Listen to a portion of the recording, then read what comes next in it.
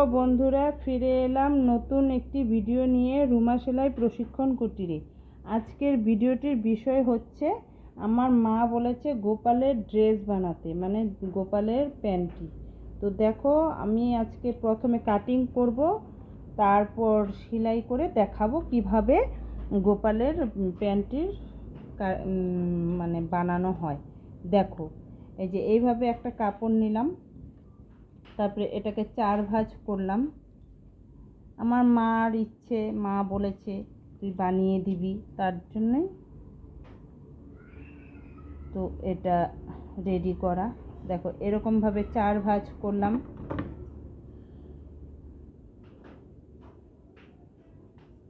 দেখো,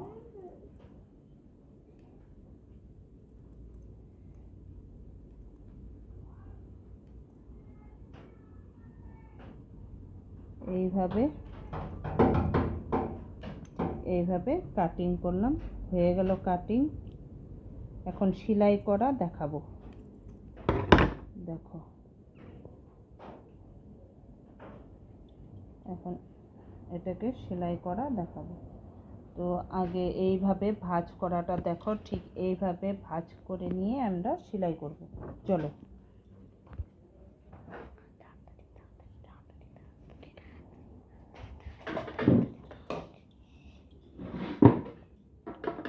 দেখো কিভাবে সেলাই করি।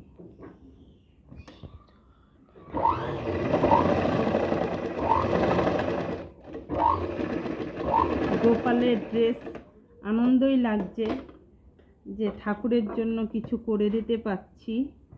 আমার খুব হ্যাপি মনে হচ্ছে।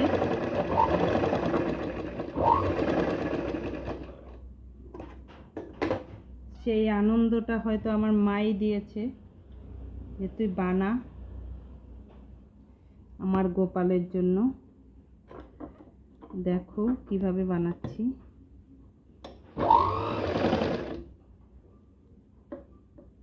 কিছু গোপালের ড্রেস বানাতে বলেছে, সেগুলোও দেখাবো আমি।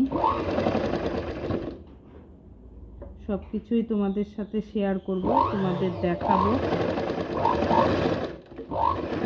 দেখো, কিন্তু ভিডিওটি সম্পূর্ণ দেখবে, স্কিপ করবে না। মাঝে স্কিপ করলে পরে কিছুই বুঝতে পারবে না, দেখতে পারবে না।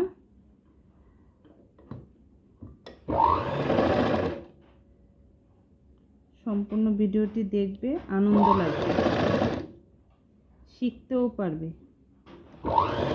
তোমাদের নরম হাত দিয়ে বেশ সুন্দর করে চটপট করে একটা সাবস্ক্রাইব, লাইক, শেয়ার, কমেন্ট করে দিও। দেখো, এই ইলাস্টিক এইভাবে ধরবো আর এইভাবে জাস্ট একটু মুড়িয়ে দেব। দেখো,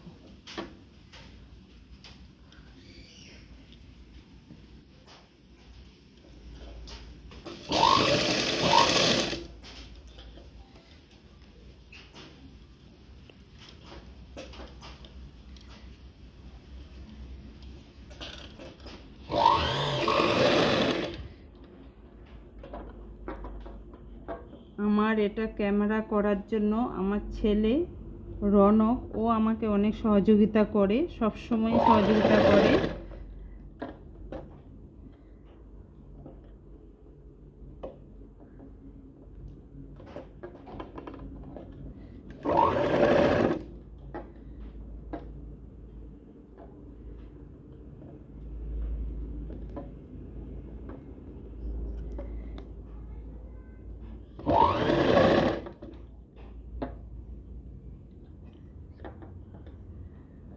বাচ্চা ছেলে,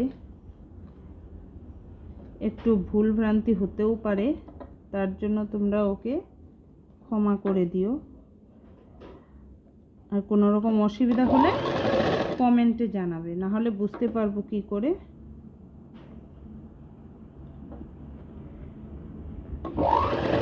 কোথায় অসুবিধা হচ্ছে। এইভাবে ইলাস্টিকটাকে টেনে টেনে এইভাবে শিলাবে।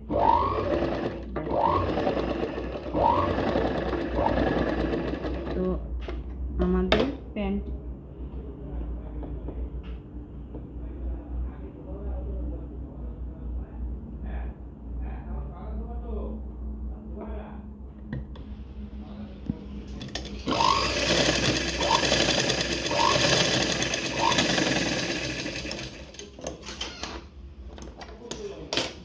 এই দেখো আমি আরও অনেক রেডি করে রেখেছি, এটা জাস্ট একটা সেলাই করা দেখাচ্ছি। দেখো আমি আরও অনেক সেলাই করে রেখে দিয়েছি গোপালের জন্য। আমার মা আরও কাকে কাকে দিবে, সব বাড়ির গোপালকে। এই দেখো খুব সুন্দর প্যান্টটি তৈরি করে রেখে দিয়েছি। এই দেখো দেখো। তো আজকের জন্য ভিডিওটি এখানেই সমাপ্ত করলাম। ফিরে আসব নতুন আরেকটি ভিডিও নিয়ে রুমা সেলাই প্রশিক্ষণ কুটিরে।